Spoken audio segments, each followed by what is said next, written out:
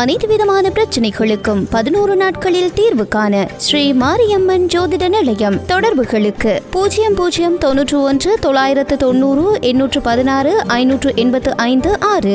வணக்கம். பக்தியொலி நேயர்களுக்கு உங்களுக்காக இன்று கோவையிலிருந்து அருள்வாக்கு ஆத்ம யோகினி Saranya.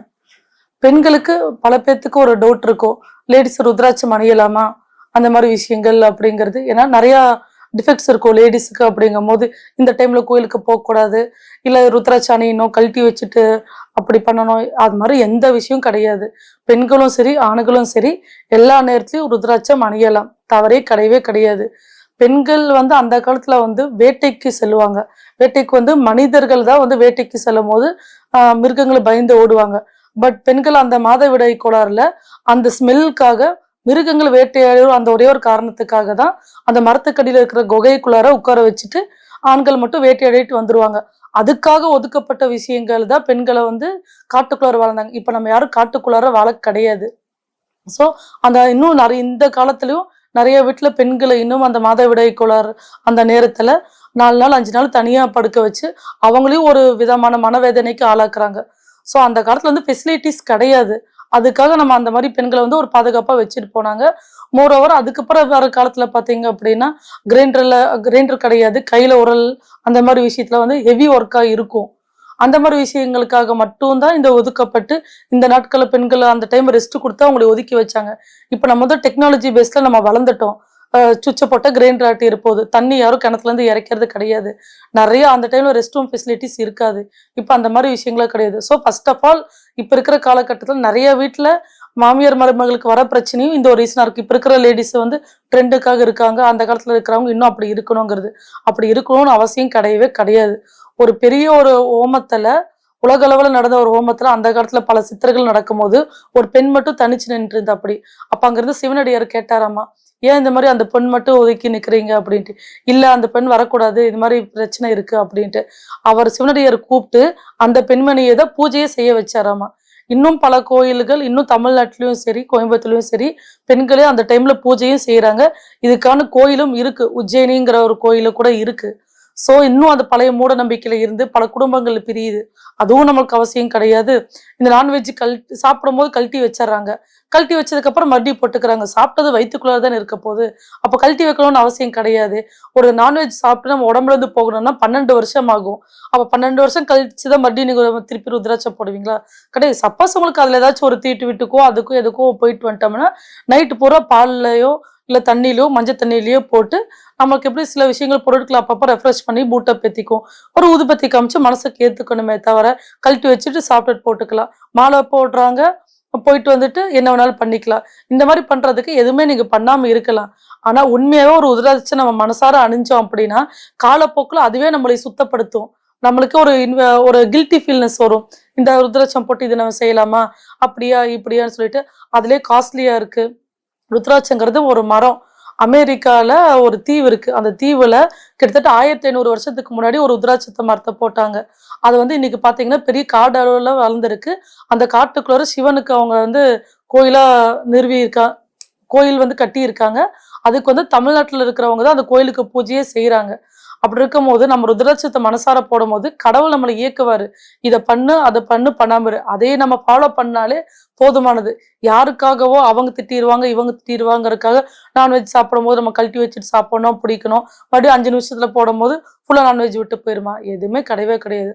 So first of all நம்மளே நம்ம மனசாட்சிக்கு நம்ம பயந்தா போதும். மற்றவங்களுக்காக நம்ம நல்லவங்களா இருக்கணுமோ பயப்படணுமோன்னு அவசியம் கிடையாது. நீங்க உங்களுக்குள்ள இருக்கிற கேட்கற கேள்விக்கு பதில் சொல்றதுக்கு ஆரம்பிச்சிட்டீங்கனாலே ருத்ராட்ச வேலை செய்யறதுக்கு ஆரம்பிச்சிரும். ஸோ ருத்ராட்சங்கிறது அதுக்கு எந்த தீட்டும் கிடையாது. யார் இப்பதான் போடணும் அப்போ போடணும்னு கிடையாது. அது ஒரு சயின்டிஃபிக்கா பார்த்தீங்க அப்படின்னா நிறைய ப்ரெஷர் உடம்புல இருக்கிற ப்ரெஷர்ஸோ நிறைய வியாதிகளை சரி பண்ணதுன்னு கூட பல ஆராய்ச்சியில சொல்லியிருக்காங்க. அதான் உங்களுக்காக நீங்க போடுங்க, அவங்க சொல்றாங்க இவங்க சொல்றாங்கிற தேவையில்லாத மூட நம்பிக்கைக்குள்ள போய்க்க வேண்டாம். அப்புறம் பொதுவா இன்னொரு கருத்து இருக்கு. தாம்பத்தியத்தப்போ பெண்கள் ருத்ராட்சம் அணியலாமா அப்படிங்கிறது.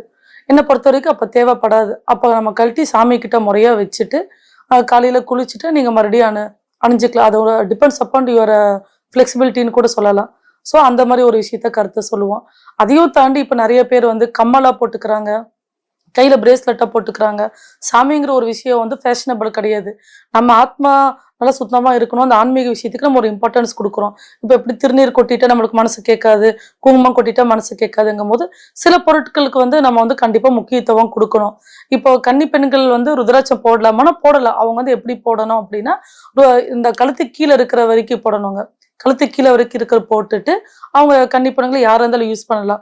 ஒரு ஸ்டேஜ்ல வந்து ஒரு 45க்கு மேல இருக்கிற பெண்கள் தான் வந்து கழுத்தோட ஒட்டி சேர்ந்து போடணும். அது வந்து கயிறுல போடும்போது சிறப்பு.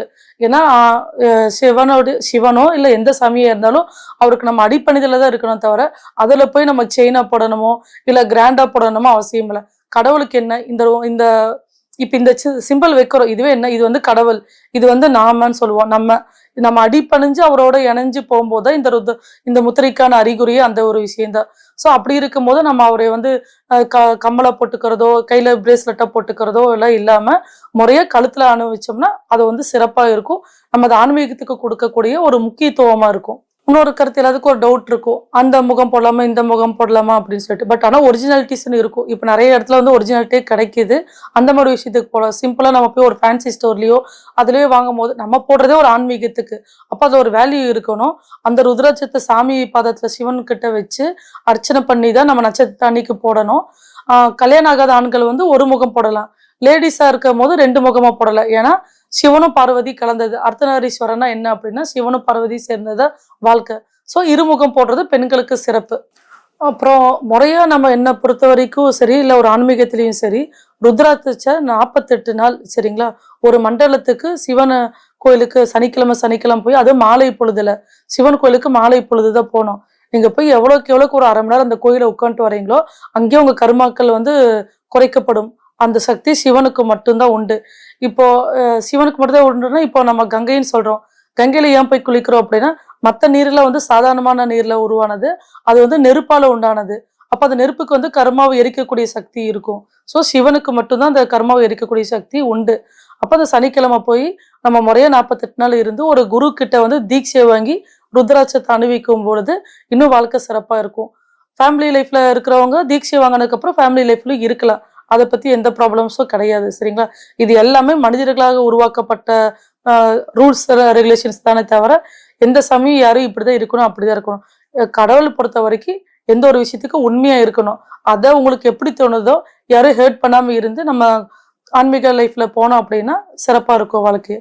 நன்றி நேயர்களே. மேலும் நிறைய பதிவுகளோட உங்களை அடுத்த காணொலியில் சந்திக்கிறேன். நன்றி, வணக்கம்.